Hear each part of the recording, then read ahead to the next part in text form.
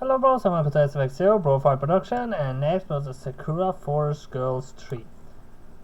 So I played it back a little, so we actually is where the picture started. It wasn't not about a lot, because it was just at the start. So we are a little bit about the reading again, but it's just a few lines. So it's good to see you again, Coco. I was so lonely without you, I really did miss you. I didn't expect this. A woman is reclining in Coco's tent, a tiny garment which seems to be rather expensive. She's wearing a white dress, upon which is layered with translucent lilac gown which looks soft and silky to the touch. This gown is held in place by golden ornaments which cinch in the woman's slender waist. Golden bangles hang about her wrist and golden circles adorn her thighs, which are visible through the lilac fabric of her gown. Her hair is in mint green and it's tied back in two buns. Wooden beads hang from these buns, securing them in place. Upon her face she wears a come hither expression. Her eyes are half lidded like a cat's, and a coy smile plays about her lips. Her face looks familiar, but I can't quite place it. Well, I placed it directly. Where have I seen her before? She's the merchant we ran into in Sakura Forest Girls 1. It says, I'm pondering this, that the woman blinks. Her eyes green like her hair. Meet mine. She frowns. Oh my! She stirs upright and hand resting upon her hip. You're not Coco. No, I'm not. I'm Yaja. Yaja, is it? Yaja. That name does ring a bell. She pondered for a few moments and then... Aha! You are that girl I met in the forest. I am? Yes, indeed. I remember your story clearly. As I'm prone to wandering and so doing, I met many people from all across the world. I cannot recall everybody I met during my travels. My memory isn't that good, but you are special. I don't remember her name. You were with a pretty girl who made quite the impression on me. Her hair was white, just like the feathers of a dove. So uncommon were her looks, she took quite by surprise. I believe her name was Ajana, and there she is. You're the white-haired girl to whom I traded that expensive trinket, and this woman stares at Maya. Well, hello, Maya. It's good to see you again. How have your travels treated you, my friend? I'm most curious to know how you've been getting along. It really is a coincidence that I should run into you like this. Where in the world did you find these girls, Coco? Ah, now I see. After hearing all that, the identity of this woman has slid snugly into my mind. I know who she is now, and I know why she looks so familiar. You're the merchant who sold Ayana that necklace, aren't you? Indeed I am. The merchant smiles. Do you recall my name? We spoke only briefly, but I would hope you can recall that. Now, what was her name again?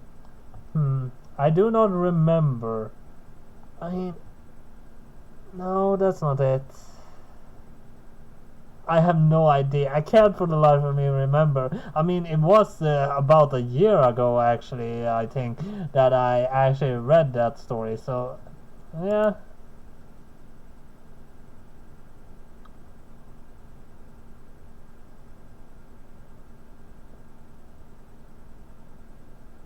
I think it's Maddie or Marina. No, Mika. Mika was her name.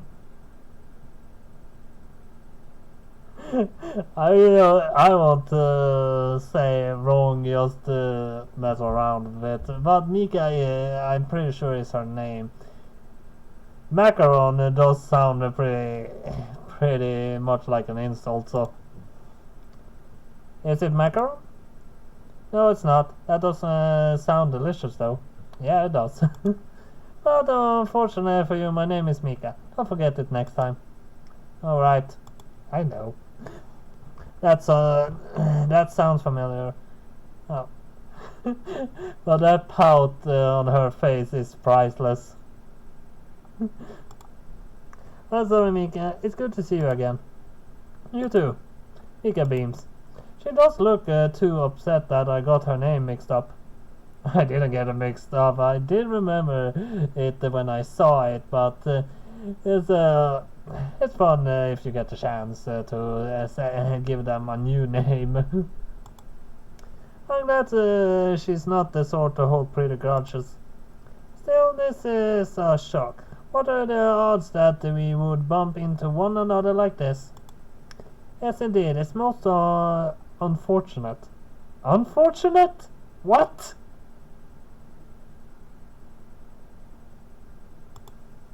I hope I had washed my hands off you for good once. I set out on the journey, but it seems I cannot shake you. You're like a bad smell perpetrator hanging around. My sighs. You never do change, do you, Mika?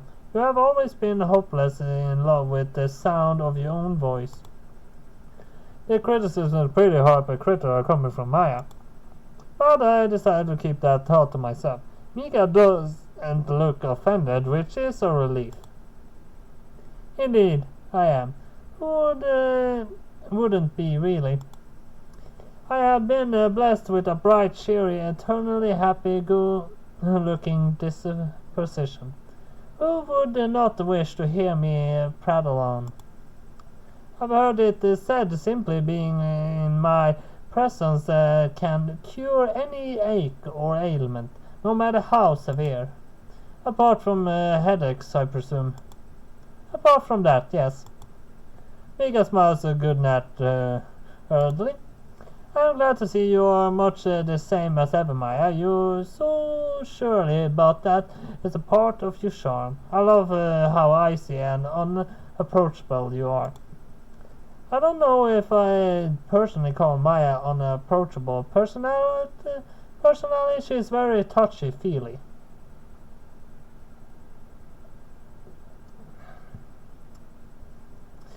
You always need liquid when reading the stories out loud as much. I always have liquid in my fridge ready to go. Whether it's water, soda, or energy drink. Actually saving my energy drink until I start recording Dying Light 2. So I do have it ready, because I only take one energy drink a day, and I do want to save it for when it really matters. She is? Mika blinks. That does not sound like at all like Maya I know. She always kept me at arm's length, despite my earnest yearning that we may become closer. I always assumed she was shy. Or else, she was trying to play up to her character as Big Bad Witch. Believe me, Maya is not shy. She's the complete opposite. Really? No, I had no idea. I'm learning a lot about you, Maya. I feel like our relation has become even closer. And this is about as close as it will get. Don't get your hopes up. Maya scowls. I guess that Mika really don't get along. It's quite funny to watch them interact, actually.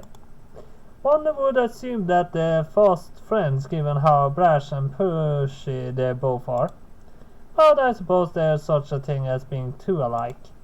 I must not like having her status as our most annoying party member stolen from her. Excuse me, but do you know each other?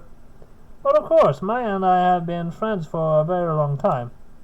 That is debatable. Maya rolls her eyes. Mika believes we are friends. I disagree. You may disagree, Maya, but that is only for present. I'm sure in time I will be able to work my magic on you, and I'm pretty merchant Mika after all. There's nobody alive who doesn't love me. Hold on a second.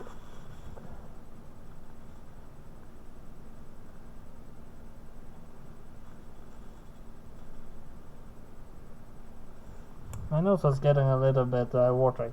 I turned away from the camera because that's not something anyone wants to see. Well, I wiped my nose a little. There's nobody alive that doesn't love me. Mika strikes a cute pose which makes Maya sigh. You keep telling yourself that. I am less well acquainted with Jaja and Ayana. I only saw them once, but as they are patrons of mine, I also consider them my friends. But we hardly know anything about one another. I know that you are both sweet-tempered girls willing to strike up a trade with me, and that's all that matters. I'm partial to anybody who buys my wares. I see. So your relations are purely materialistic. I'm not quite that mercantile. Mika smiles coyly. But I am a merchant, and customary for those in profession to try and get on the good side of our clients, so we might make repeat sales. That does not mean my feelings for you are based solely on what it might extract from you at a later date, though. I remember that you said you were searching for your missing friend, and I thought that most touching. I know you girls are kind-hearted. You are the types who will be easy to swindle. Speak to. Changing tag like that doesn't help when you are already shown your true colors. I shake my head. I think I can understand why Maya is so unusually reticent about Mika. She really is a handful, and she talks more about anybody than anybody else I ever met. So, how are you girls faring? Were you able to find your missing friend? Yes, as a matter of fact. Oh, really? Where is she? She's standing right here in this tent. What? Then that would mean... Mika looks between Coco and Ayana and then gasps in delight. Goodness me, I had no idea that my dear Coco was your missing friend. Your Coco? I raised an eyebrow. Does that mean the two of you are an item? Yes, indeed. Coco is my wonderful partner and my better half. I have known her only a scant handful of months, but her presence brightens my life considerably. I adore her, and she adores me. Isn't that right, my adorable Cookabee? That is true, yes. But I wish you wouldn't call me pet names in front of my friend. It's a bit embarrassing. Oh, look how you're blushing. Mika sidles up to Coco and pokes her cheek with her finger. You're so cute that I could eat you up. No, don't, Mika. Not in front of Ayana and Jaya. That tickles. That's the point. I do so love it when you laugh. No, please, have mercy. Don't poke me. Coco doubles over in peals of laughter, tears beating in her eyes. I know from past experience that Coco is extremely ticklish. I am aware of all her weak spots, and so too since it's Mika. They must be awfully close. I guess this means that Mika's the traveling merchant there was complaining about who ensnared Coco's heart. A moment to myself unfolded. I had no idea. This is an incredible encounter, but now I cannot help but feel guilty. Actually, I always thought it was Mika that was the merchant. I mean, it was a few hints towards it, but I always thought Mika was the one that ensnared Coco. I always thought that. I don't think I ever said it, but at least what I thought, that I know. This is an incredible encounter, but now I cannot help but feel guilty. Had I known that it was Coco you were searching for when first we met, I could have led you to her directly. I would have spared you the troubles of involving Maya in your adventures. But I suppose all's well that ends well. Congratulations, you girls. I'm glad you were able to meet again despite the odds. This calls for a celebration. Thank you for your enthusiasm, but I think I'm all celebration out. The last time I attended a festive gathering, I found myself chained up in a dungeon full of slimes. Chains? Slimes? A dungeon? Whatever do you mean, my friend? Sounds like you found yourself in quite a scrape. Indeed, I did. We were in an awful situation, but we were saved by a most peculiar trinket. Would you happen to know anything about this pendant, Mika? My assumption the pendant Mika gave us from thin air, then hands it to her. The chain is made of chunky golden beads, and it's inlaid with a large red ruby. It looks every bit as impressive as I recall, not to mention expensive. But the ruby seems faded somehow, after all we endured. Has it lost its magical properties?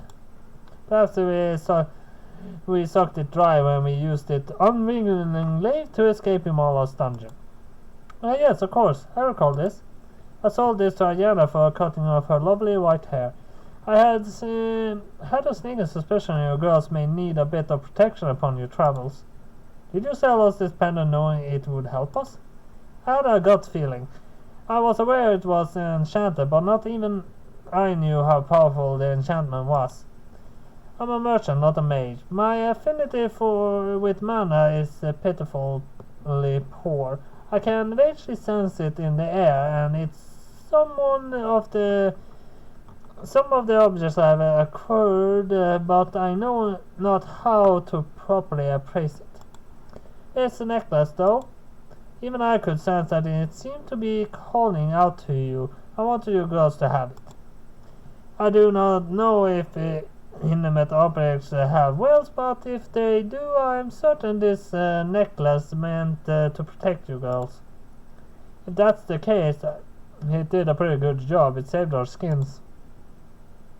Without it, we would be in dire peril.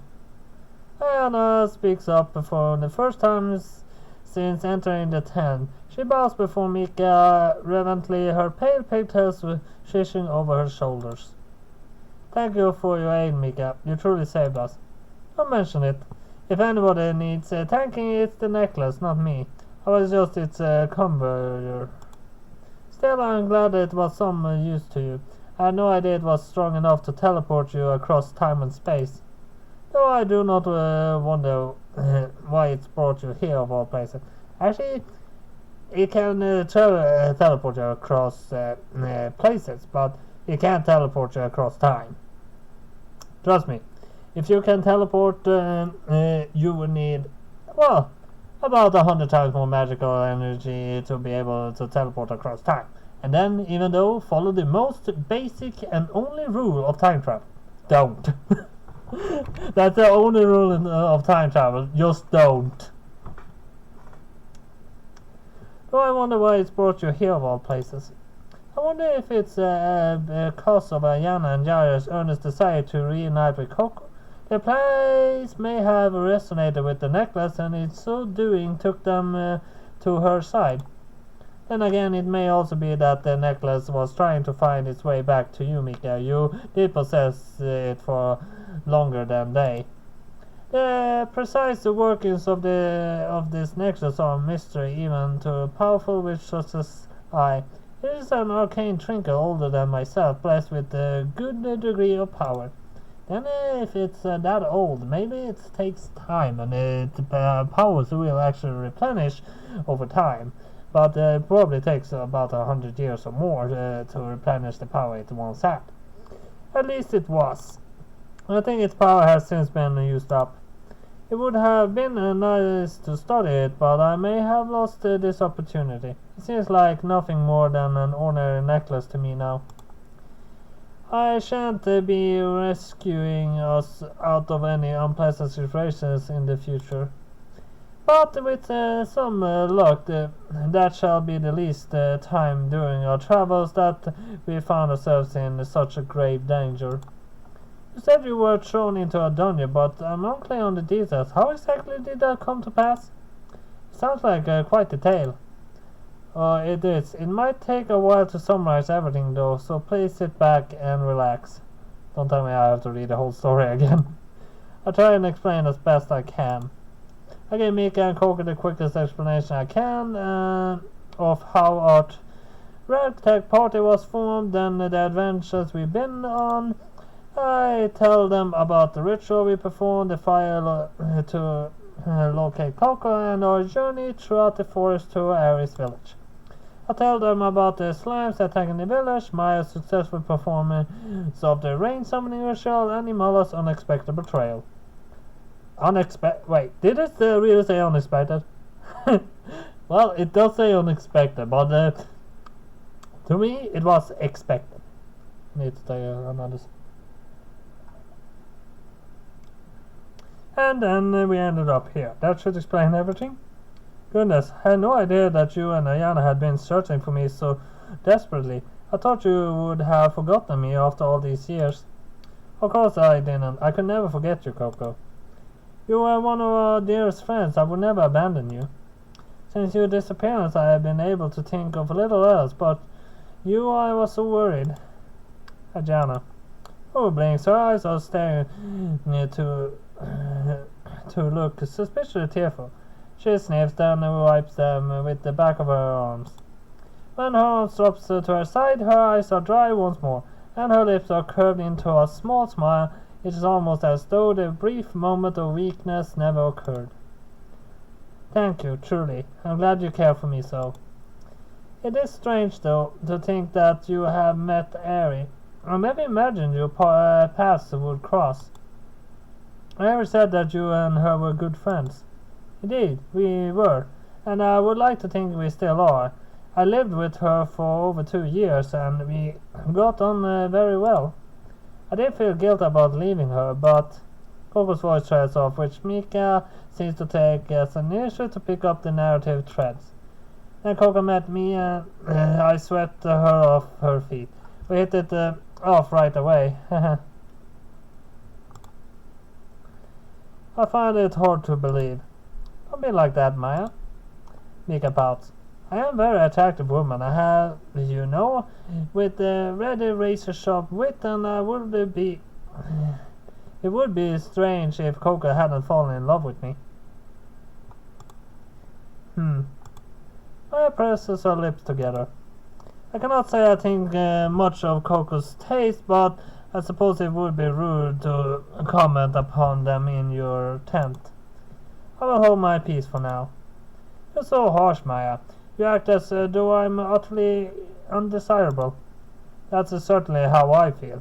I don't like girls who talk too much. I prefer quiet, gentle souls, such as Ayana. Maya winds her arms about Ayana's waist. Or fire girls like Jaja, who flusters easily despite the bold proclamations. Snakes her other arm about my waist, pulling me close. My 2 girls are most entertaining. They are full of abundant charms. You, meanwhile, are nothing but a headache. You cannot stop talking for the life of you, and you are too shameless to feel embarrassment. Guilty as charged. Vigor grins and pokes out her tongue. She doesn't seem at all ruffled by Maya's numerous insults. They slide off her like water from a fish's scales. There really is Sherry. So dedicated to being optimistic 24/7, it's alarming. It's quite alright if you cannot understand my charm. Coco has already claimed me. I care not what you say so long as it continues to cling to me. Of course, I continue to cling to you. I love you, Mika. And I love you too, my little coca bean. Mika pats the top of Coco's head while she pouts. Yes, Mika. I told you not to use cute nicknames like that around the others. So you did. My apologies. I cannot help it, Coco. You are simply too adorable. Oh, you. Coco sighs, but she doesn't look all that upset. I think she's enjoying the attention. Now I'm starting to wonder how Mika and Coco first met. Maybe their first encounter went something like this.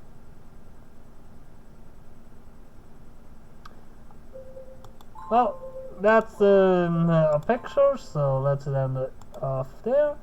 Sully, that was all I have for Sakura Forest Girls 3 this time now, so hit like and subscribe, and I'll see you next time. Bye-bye!